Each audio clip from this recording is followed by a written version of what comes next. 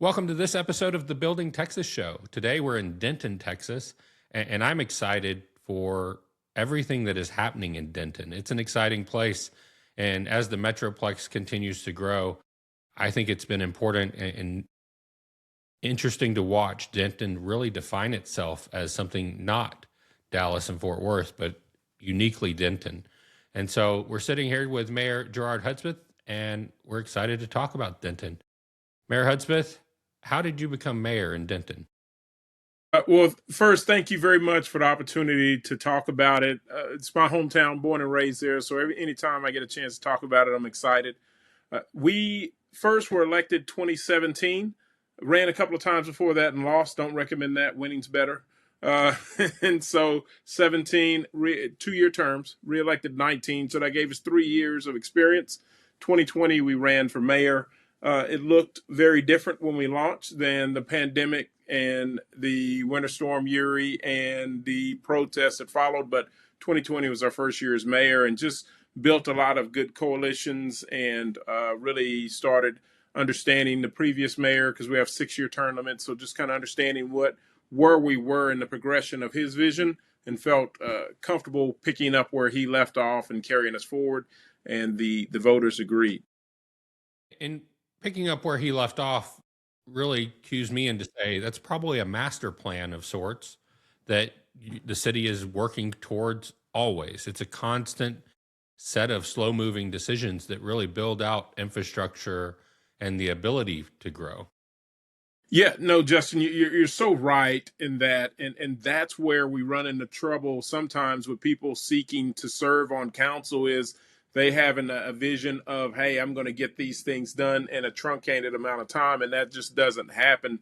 You absolutely hit the nail on the head, where you have to come in with a long-term vision, kind of picking up where your predecessors left off, and so I stand on the shoulders of those other mayors. But yes, is one of those things. What did we want Denton to look like amongst the growth? How do we maintain that culture and experience that I grew up with in a small town? How do we stay close to that, but at the same time make it such that someone can graduate from one of our 4-year universities and find a job that pays a living wage, and they can raise a family, buy a home, all those things. And you have some great academic institutions there. There's 4-year universities, there's community college and other forms of continued education. But UNT is getting a lot of publicity and bringing a lot of attention to Denton. It really has, and we first 2017, my wife and I and the family decided to become season ticket holders for the football team, attend basketball games, just to kind of plug into that community, attend concerts, that sort of thing. But obviously, to your point, it has spiked with the recent success of the football team. The music program's phenomenal, much the same across town. TWU and has really hit some major milestones, and their campus is unrecognizable. It's just grown so much, and they've been a great partner. So yes, we benefit from those things. And I have a segment called Out There with the Mayor, and I go out and do video segments of just kind of these assets in our community, because sometimes you can forget all the great quality stuff we have here. I mean, we have Grammy award winning musicians here every day, and so to making sure our citizens know to avail themselves of that while it's in your backyard. Well, I applaud you doing that. It's not easy to put yourself out there and to always get it done, but there's a lot that happens that you do in the everyday bustle. You lose. Well, what happened yesterday at this theater? What happened with this group? And everybody's kind of moving at their own rhythm. But when you can celebrate each other, and you see that Denton has a wide variety of economic impact happening, lots of culture and nightlife coming in, and it's a great place to live because of all of those efforts. Yes. And we measure that in one of the specific ways that we've been able to measure that is our 31 days of Halloween. And it has just been, I think, over that month, this is our second year to do it. We had over 830,000 visitors downtown area. And so it's been helping us kind of understand the value of that. It's something when your ice cream entrepreneur there, Beth Marie, says he sells more ice cream in October than in the summer months. But that's the city working together and creating the environment for that individual to win in their business. Yes. And I applaud that because that is the visitor center working with the Chamber of Commerce, working with the EDC, and all of those things have to collaborate for it to really hum for a 31-day event for sure. Yes. Yeah. You're spot on. Well, what does economic impact look like? If I'm graduating from a 4-year university in Denton, where do I want to go work? We are working to bring that in. So right now, obviously, they have a logistics program at UNT that's done very well. There's some technical side. So Peterbilt is a major employer here on the engineering side, as well as just laborer standpoint of things. They have some supporting vendors that come in. Tetra Pak is another one. Lots of industrial creativity there. We've seen some cohesiveness there. Obviously, we have what was a Bitcoin mining operation now is transitioning to a high-speed AI compute. So those data centers are picking up. So that's about $1 billion in infrastructure. They're just building left and right out there to support that industry. So that industry is another. And it has some spinoffs. There's some other organizations that kind of spin off from that are around. So it's really industrial, it's logistics, it's also, but then we also, UNT, I would say, has produced 60% of the city managers that are in the area. So their government program is very robust and very well recognized. Commercial real estate is another one as we grow and kind of supporting that industry. So if there's those that have been interested in going down that path that Denton sets up well. What we're missing though is that traditional just corporate financial institution, corporate institution, those we don't have, and we're trying to pull those in. We're on the verge of announcing from a pharmaceutical standpoint, we have a major manufacturer that's kicking the tires. That would be a great addition because that'll give us the 100,000 plus salaries, that sort of thing. Well, and that's so much of Texas is growing in every area of it, especially up in around you, your neighbors are seeing a lot of people want to move to the Metroplex area. But you have this unique workforce. You're uniquely positioned on major highway arteries. I appreciate you talk about Peterbilt because that's where they make Peterbilt trucks. And that's an exciting, high impact product that is being made right there in Denton. And it's exciting to see it. When you look at events that bring people to town, you're near the NASCAR scene. Mm-hmm. What does that look like for a city like Denton when 150,000 extra people show up? Yeah, it has evolved a bit as more hotels have been established near the Speedway. It has not had the kind of hotel room night effect. But yes, no, it is certainly undeniable when the race is in town and you have the restaurants feel it, the other suppliers or retail feel it. So it is really a great impact because people are trying to spread out and, find either the best rate, convenience. Denton City proper has a Buc-ee's. Denton County has 2 Buc-ee's. So that drives a lot of people like, hey, I can have a hotel near Buc-ee's and drive 15 minutes to the race. And so but it really has, from the room night standpoint, it's changed, but from a retail and people just attending, it is great when the race is in town, and obviously having the number of days, it's 2-3 days, and so that makes it more people to travel and come invest in our restaurants, that sort of thing. We've covered a number of topics already that are all intertwined and make a city healthy and enable a city to grow. On the civic side, how did you choose to be mayor? Had you served publicly before, and what inspired you to be the mayor? Like many things, and this is why we talk about diverse housing, right? Because you have those different experiences, and they may say, and so in my instance, it was a friend of my dad served on the school board when I was in high school.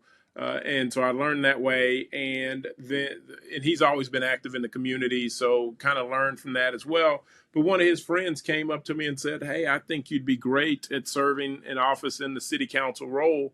And we ran and we weren't successful that time, but we figured some stuff out. We came back again, figured some more stuff out, gained some more supporters. Third time's a charm for me.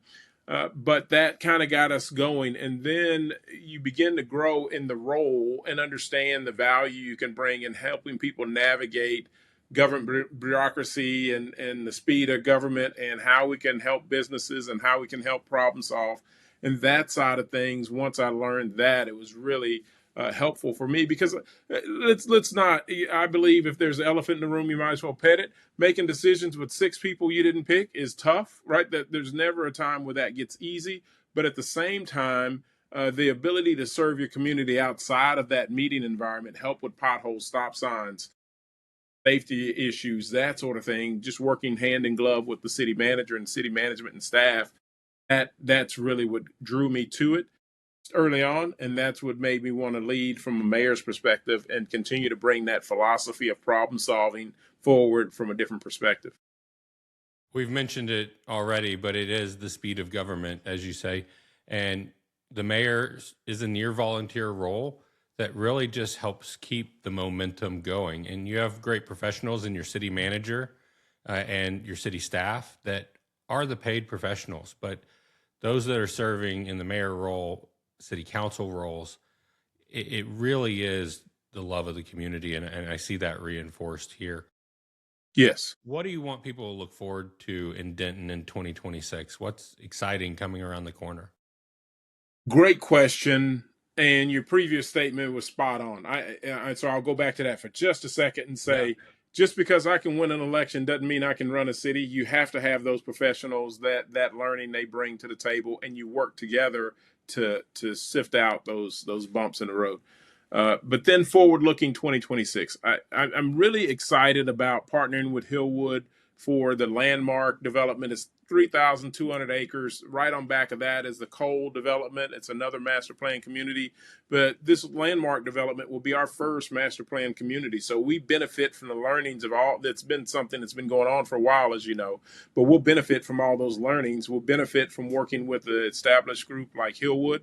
And so from that perspective, it's 3,200 acres. It's retail and residential. And we had a housing study, again, to your earlier point about planning, that sort of thing. One of the housing studies, we said we needed both. We needed first come buyer stock and workforce housing, but we also needed high end housing. And so this development will be 400,000 plus. It has 1,000, over 1,000 acres of just trails, that sort of thing. So it really is a unique geographic opportunity. It's a unique outdoor experience, and it has HEB as our anchor. So, in a competitive retail market, to have an anchor that brings foot traffic, then we'll have others that want to kind of bolt on to that. And so I'm really excited about what that brings to the southwest side of the city of Denton. My guess is we're probably about 60% built out. And so this begins to fill some of those gaps. Well, and to have HEB moving into that region of Texas and being there with you is a great anchor to have as somebody that lives in Central Texas and has enjoyed HEBs for as long as Man, I've been here. I tell you, I am learning, constantly learning since they've kind of made their way to North Texas area. But if you just look at the viral clip just the other day, where their computers are down and they're like, "Hey, whatever you have in your basket, we're going to box it up for you, bag it up for you, and send you home. We're not going to make you put it back. We're not going to charge you later. We're just going to, do what we believe to be the right thing." It's just what a great corporate citizen to partner with, and shining example of how we want to treat our customers. Well, it sounds like there's a lot of exciting things coming in Denton. There's a lot of great people putting in the effort and creating a space where you're going to find those corporate anchors coming in because you have a great workforce, you have a great quality of life, and a bright future. Looking into turning the year, fun events coming in. where can people get more information about visiting Denton, getting to know Denton? Where would you direct them? Yeah, I would direct them to the chamber or to Discover Denton. That's if you search that, that's our kind of our hub for all things economic development slash entertainment options slash events. It kind of has a touch all. It has a link to the chamber information, so it's kind of a one stop. So Discover Denton is a great resource for that to understand what's going on here and how you can take advantage of events or opportunities or get plugged in with the city. Well, thank you so much for the time today. We look forward to sharing a positive message about Denton, encouraging people to come visit Denton throughout the year.